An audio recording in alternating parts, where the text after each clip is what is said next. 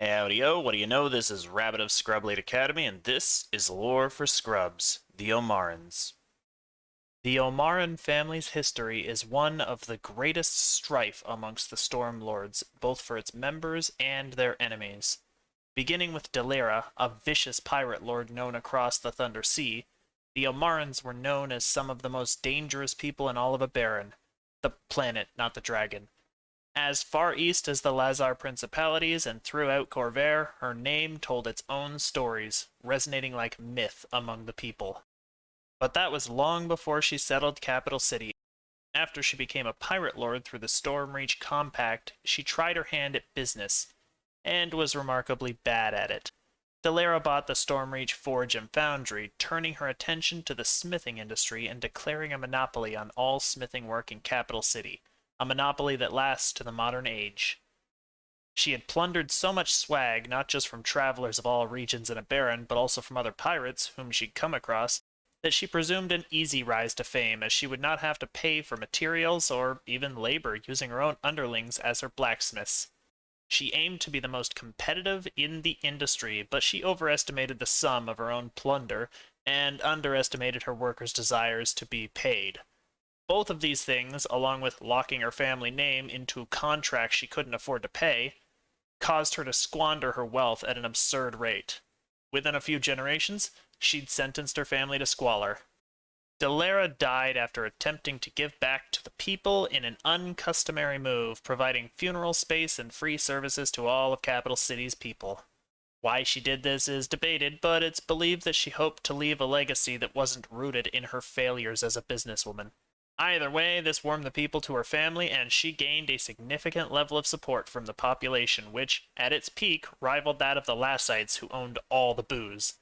That's, pretty impressive, actually.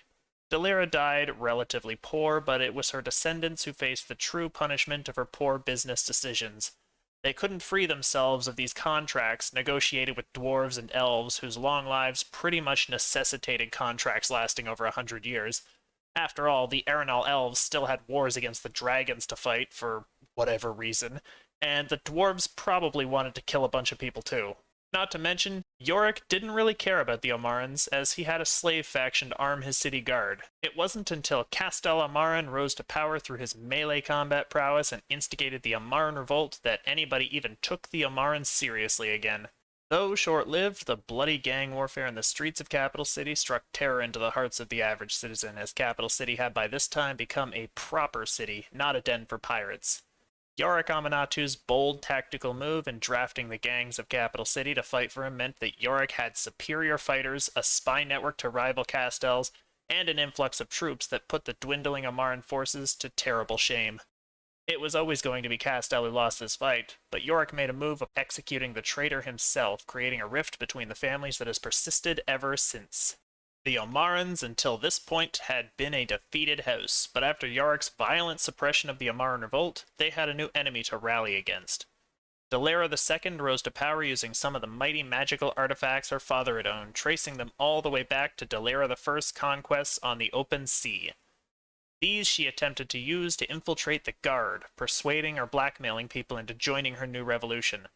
Impulsive, filled with a lust for justice, and generally ornery at the best of times, Delira decided to reclaim the gangs and even the kobolds of the sewers, hoping to form enough of a rebellion that she could force a parley with Yorick.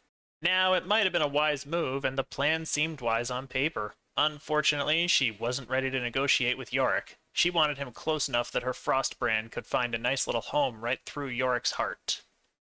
Unfortunately, she never returned from the sewers, and her body was never seen again. The few she managed to gather quickly dispersed, and Delira III, her sister, took power in House Omaren. Delira III wasn't cut out for the worlds of either politics or warfare. She could use a sword, but her skills as war leader, economics leader, even political leader were lackluster. She fell out of power in due time, ceding the throne to another Omaren without contest before leaving her family to find fortune elsewhere.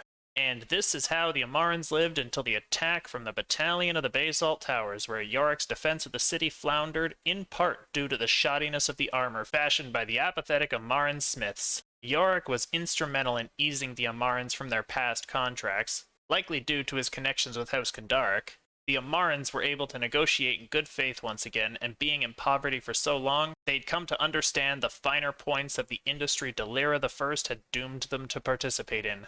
Finally came Dalera IV, the great-granddaughter of Omaren's illustrious founder. By this point, the Omarens had recovered enough that they could stand on relatively equal footing with the other Stormlords, though they were still the poorest of capital cities' houses. This Dalera was, as was established in House Omaren, a swordsmaster, but she knew how to play its strategy as well. Considering the threat from the Drome gradually edging closer to capital city, and the several emerging cataclysmic events such as the return of the Quarry and the Storm Reaver, she managed to ground House Omaren and drag it, with very little kicking and zero screaming, into the 10th century. Her keen strategic mind held negotiations with the Drome to discussion rather than warfare, as she was by far the most level-headed ruler of the modern Stormlords. Negotiations broke down eventually, but luckily there were a few adventurers around by then whom she could rely on, so she held out sufficiently to counter the Medusae of Drome. Honestly, probably more than the other Stormlords could have done, and without her the situation probably would have been far more dire. Dalera IV is probably the only Omaren who had been capable of working alongside Yorick for any length of time. Her successor, Paulo Omaren, was definitely not so capable. A superior quality fighter with the keen mind of her relative, Paula began immediately consolidating her power by contracting the Iron Watch, a group of last war veteran warforged whose skills and individual might made them akin to capital cities' elite forces, completely under the control of Paulo. She promised them a place in the city, a city that admittedly was not free of the anti-warforged sentiment sweeping across Eberron at that time. Once again, the place, not the dragon. We'll get to that soon enough. In addition, she made calculated deals with House Caneth, letting them use her forge and foundry for their own purposes, which probably included making Warforged and stopping the bad Warforged from making Warforged. This caused a rift in capital city, as the Iron Watch are exceedingly suspicious of Caneth. Many of them were manufactured by Caneth artificers and shipped off to war after all. Bit of bad blood there, I'd say. Finally, she took Gregor de Deneath as a lover, and definitely has a hand in House Deneath's dealings and day-to-day operations. She tends toward boldness with the Deneath soldiers, commanding them and depending on them when the security of capital city is under threat.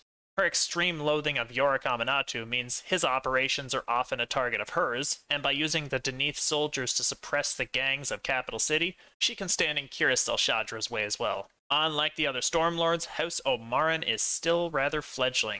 Paulo's bid for control is an overcorrection to help stabilize her house among relatively criminal pirate lords. Despite her physical prowess, her skills in manipulation and diplomacy are almost unmatched by any other Omaren in history. In the age of adventurers, where apocalyptic threats abound and the adventurers themselves seem the only means to save the world, she is oddly one of the leaders most capable of maintaining capital city without succumbing to external corruption.